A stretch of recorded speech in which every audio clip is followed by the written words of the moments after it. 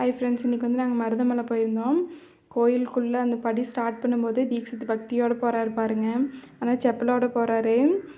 தீக்ஷித் கழட்டிருந்தா சொன்னால் நாங்கள் தான் சரி குழந்தைகளுக்கு மட்டும் போட்டு விட்டோம். கொஞ்சம் தூரம் நடப்பாங்க வெயில் அடிக்குன்ட்டு.